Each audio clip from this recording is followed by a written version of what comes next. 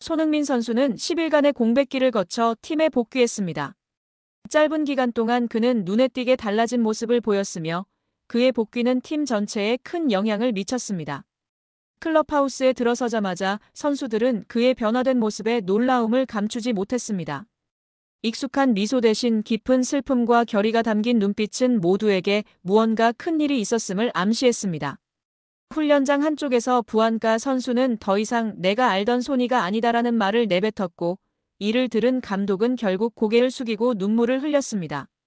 손흥민 선수가 지난 10일 동안 겪은 일과 그로 인해 팀 전체가 함께하게 된 배경을 오늘 우리는 자세히 살펴보고자 합니다.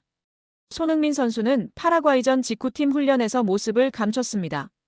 경기 후 그는 언론 인터뷰를 거절하고 곧바로 숙소를 떠났으며 LAFC는 개인 사정으로 인한 휴식이라고 발표했습니다. 그러나 내부에서는 긴장감이 감돌았습니다. 몇몇 선수들은 손흥민 선수가 구단 감독의 결정에 불만을 가졌고 감독과의 전술적 충돌이 있었다는 이야기를 주고받았으며 SNS에는 이별과 은퇴라는 단어까지 등장했습니다. 하지만 진실은 그보다 더 깊었습니다. 손흥민 선수는 미국 농부로 향하여 아버지 손흥정 씨와 긴 대화를 나누고 조용히 자가 훈련을 진행했습니다. 그는 스스로에게 내가 정말 축구를 즐기고 있었을까? 팀을 위해, 나라를 위해 너무 무거운 짐을 지고 있었던 것은 아닐까? 라는 질문을 던지며 그동안 감춰왔던 부담과 압박을 털어내고자 했습니다. 손흥민 선수가 없는 10일 동안 AFC는 마치 방향을 잃은 듯 했습니다. 경기장에서 가장 활발했던 분위기는 사라졌고 훈련 중에도 선수들은 집중력을 잃었습니다.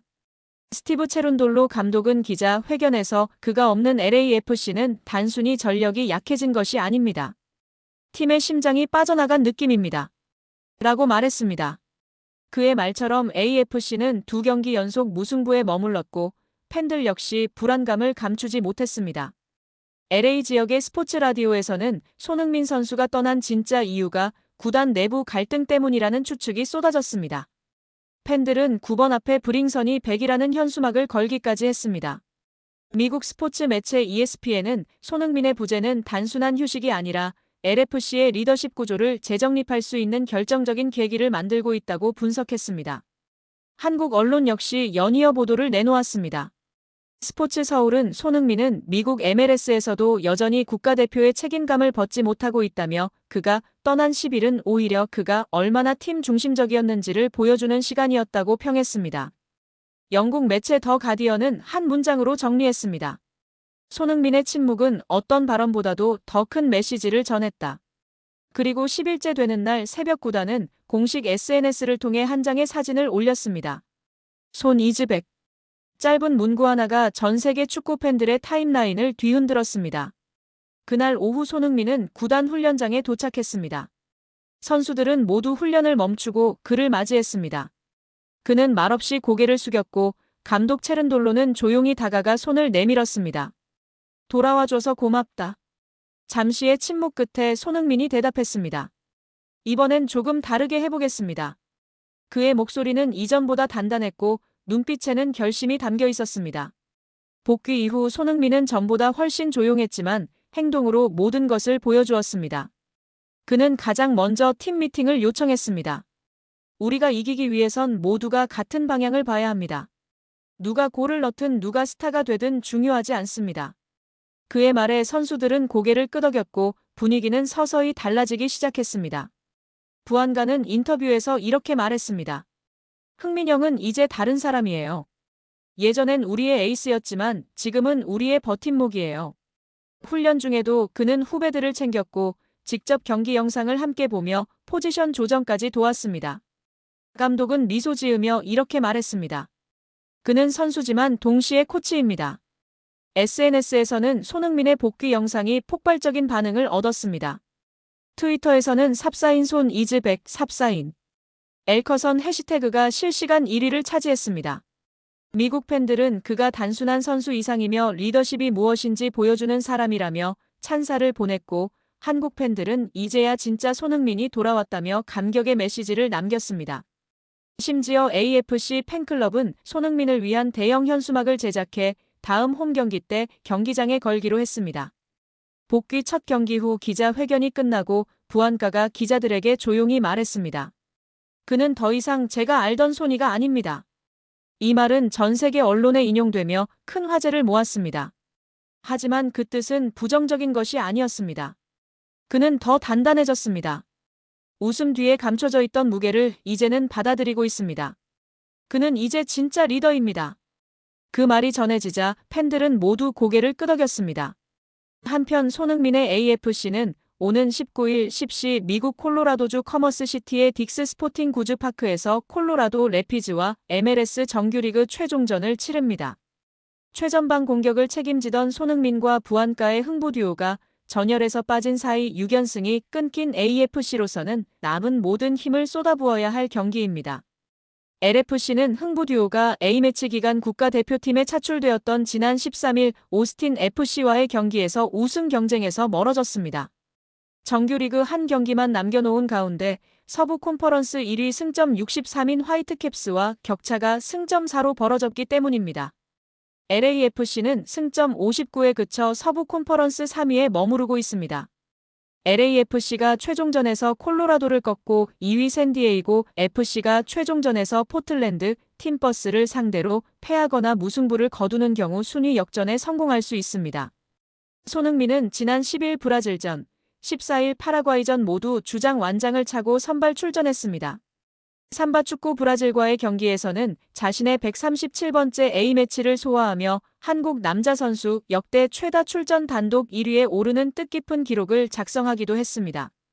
이번 A매치 평가전에서는 공격 포인트를 기록하지 못한 손흥민이지만 부안가와의 호흡만큼은 여전히 위협적입니다.